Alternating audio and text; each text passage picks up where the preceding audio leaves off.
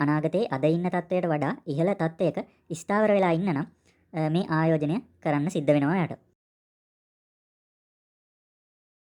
ආයුබෝවන්.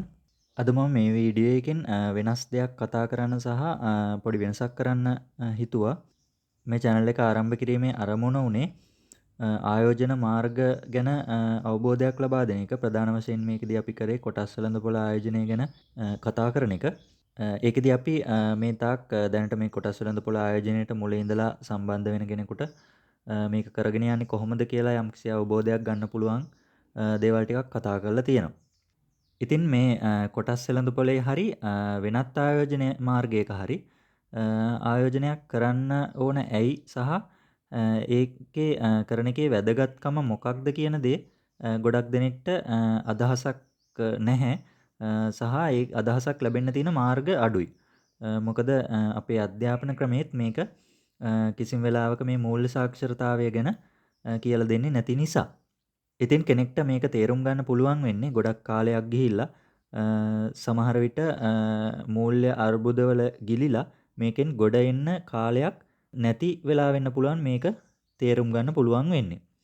එහෙම නැත්නම් සමහර කෙනෙක්ට මේක ජීවිත කාලෙම ගියත් මේ අවබෝධය ලැබෙන්නේ නැති වෙන්න පුළුවන්.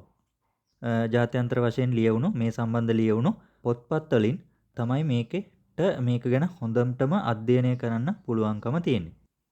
ඉතින් මේ අඩුව පුරවන්න මම කල්පනා කරා මේ channel එකේ මූල්‍ය සාක්ෂරතාවය ගැන වැදගත් වෙන දේවල් කතා කරන්න. ෂෙයා මාකට් හරි වෙනත් ආයෝජන හරි ගැන කතා කරනවා වගේම ඊටත් වඩා මෙන්න මේ දේවල් වැදගත් වෙන නිසා තමයි මම මේ සම්බන්ධ මෙන්න මේ කොටසත් මේකේ කතා කරන්න බලාපොරොත්තු වෙන්නේ. ඒ නිසා මේක වෙනම ප්ලේලිස්ට් එකක් යටතේ ඉස්සරහට දිගටම මේ සම්බන්ධ දේවල් කතා කරන්න බලාපොරොත්තු වෙනවා.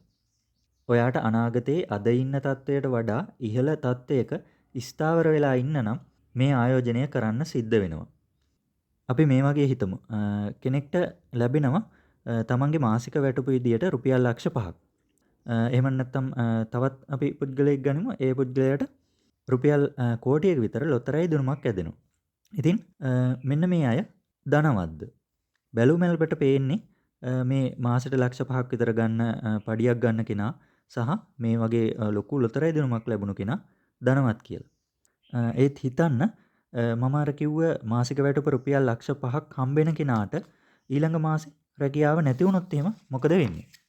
අනිත් අර ලොතරැයි දිනුම හම්බුණු කෙනාට මාස කිහිපයක් ඇතුළත එයා මොනවා හරි දෙයකට ඒක වියදම් කළා ඒ ටික නැති වුණොත් එහෙම මොකද වෙන්නේ? උදාහරණයක් විදිහට අපි හිතමු ඒ සම්පූර්ණ මුදලම වියදම් කළා මෙයා ලොකු ගෙයක් හැදුවා කියලා. එතකොට අන්නේ ගේ දිහා බලලා අපිට කියන්න පුළුවන්ද මේ පුද්ගලයා ධනවත් කියලා? ඇත්තටම එහෙම කියන්න පුළුවන් කමක් නැහැ. මොකද ඒ දෙන්නටම Tamanට ලැබුණු ආදායම එක දිගට පවත්වාගෙන යන්න පුළුවන් කමක් ලැබිලා නැහැ. ඉතින් ඒ අය ධනවත්ද කියලා අපිට කියන්න පුළුවන්කම තියෙන්නේ ඒ ලක්ෂ 5ක වැටුප හම්බෙන පුද්ගලයා ඒ Tamanට හම්බෙන වැටුපෙන් කොච්චර ප්‍රමාණයක් නැවත ආදායම් ලැබෙන විදියට ආයෝජනය කරාද කියන දේ මත තමයි අන්නේ දේ අපිට පුද්ගලයා ධනවත්ද කියලා කියන්න පුළුවන්කම තියෙන්නේ. අනිත් අතට අර ලොතරැයි දිනුම ඇදුණු පුද්ගලයාට ඒ මුදලින් කොච්චර ප්‍රමාණයක් නැවත මුදල් එන ආයෝජන මාර්ගයක ආයෝජනය කරාද කියන දේ මත තමයි ඒ පුද්ගලයාගේ ධනවත්භාවය තීරණය වෙන්නේ. ඉතින් ඒ නිසා මේ උදාහරණයෙන් හැමෝටම පැහැදිලි ඇති කවුරු හරි කෙනෙක් ධනවත් වෙන්න සහ ඒ ධනවත්භාවය දිගටම පවත්වාගෙන යන්න මෙන්න මේ ආයෝජනය කියන දේ කොච්චර දුරට වැදගත් වෙනවද කියන එක. මේ මම කිව්වේ පොඩි උදාහරණයක් විතරයි. මෙන්න මේ වගේ මේ මූල්‍ය සාක්ෂරතාවය වැඩි දියුණු කරගන්න ගොඩක් වැදගත් වෙන දේවල් ඉස්සරහට කතා කරන්න බලාපොරොත්තු වෙනවා. මේ සම්බන්ධ තවත් වීඩියෝ එකකින් නැවත හමු වෙමු. සුබ දවසක් සියලු දෙනාටම.